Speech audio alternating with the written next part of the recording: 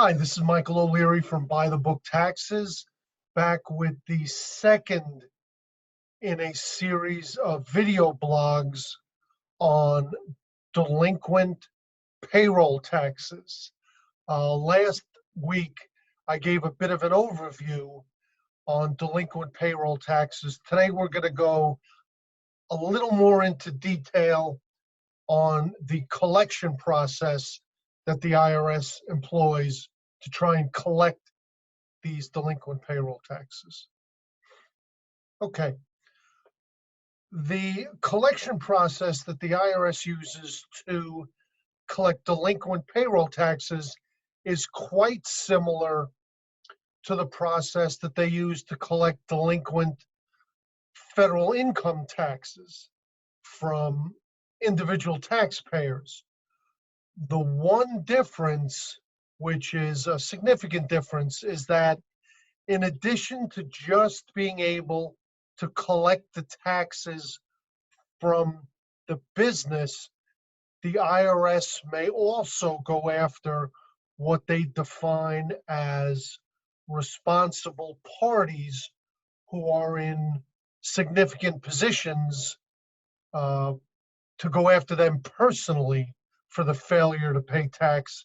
And I'll go into that in a little more depth toward the end of the presentation.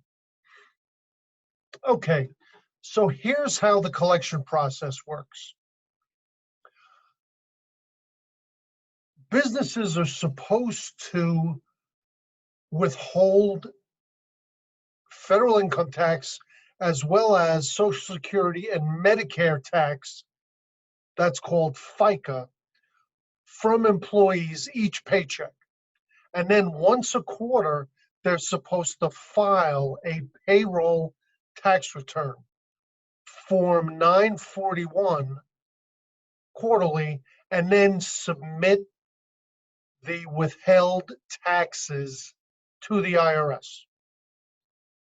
If the IRS sees that the payroll tax returns are not being submitted and payment is not being received, the IRS letters begin. The IRS will request that the tax returns be filed, and if they're still not forthcoming, the IRS steps up their enforcement actions. They will start getting more demanding, sending billing notices and demands for payment. A silent lien will arise. By silent, they mean that you're not notified that liens have been placed on the business property. And the term they use for these silent liens is that they are statutory, which means they arise by law.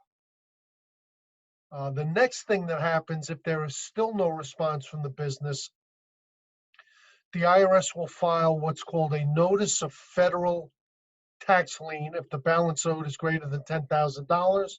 Effectively, this destroys the credit of the business and precludes it from being able to borrow money or buy goods on credit.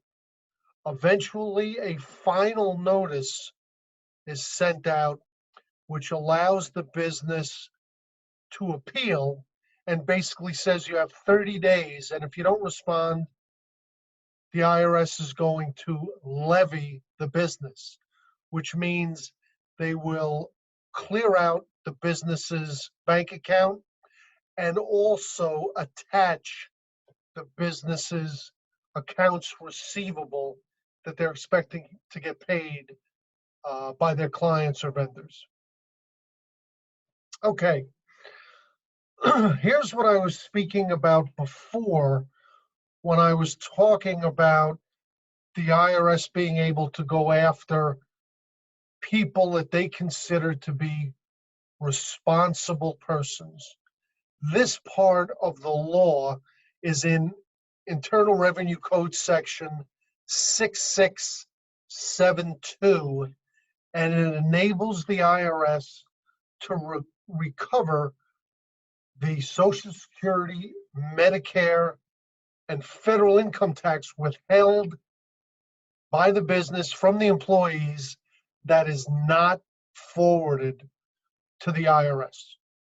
And the legal technical language here says they may hold responsible any person who is required to collect, truthfully account for, and pay over any tax imposed if that person willfully fails to collect such tax or truthfully account for and pay over such tax, or willfully attempts in any manner to evade or defeat any such tax or payment thereof.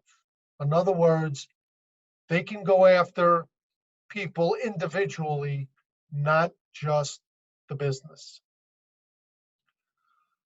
Here are some examples of people that could be considered responsible persons.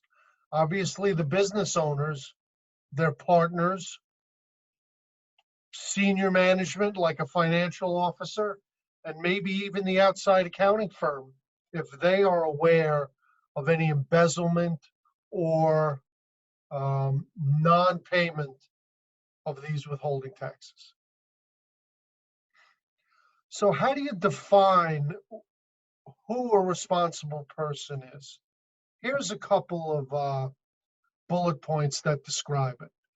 A person with the duty of collecting, accounting for, and paying over taxes to the government. I don't like to use, we're overusing the word responsible and responsibility, but it really states who's liable here. For example, the bookkeeper who cuts the checks, that's not really a responsible person.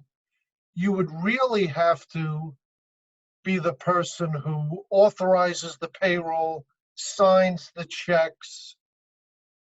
You know, it's really that level of duty and responsibility that falls into this category of making you a responsible person. Okay,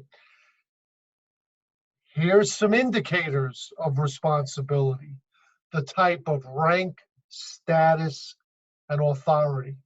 Corporate officer, ownership, authority in the bylaws, hiring and firing, check signing authority, the ability to actually sign and file the payroll returns. These bullets are really the key points in determining who is a responsible person. If you're just the local accountant who hits the send button after everything's been reviewed and approved, not so much. If you're the bookkeeper who comes in once a week, runs the payroll, cuts a few checks, doesn't sign them, isn't responsible, has no control over the bank account, probably not. Okay, here's another concept called willfulness. You not only have to be personally responsible, but you really have to intentionally and knowingly disregard the requirements here. In other words, you know that these tax returns must be filed. You know that these payroll withholdings need to be sent to the IRS every quarter, but you still don't do it, and actually you don't care. That is willfulness, willful disregard for the law. Okay, if you own a business that's struggling and you're falling behind on your payroll tax liabilities, and you're a responsible person who might get sued and caught up in all of this mess, please give me a call. I can help.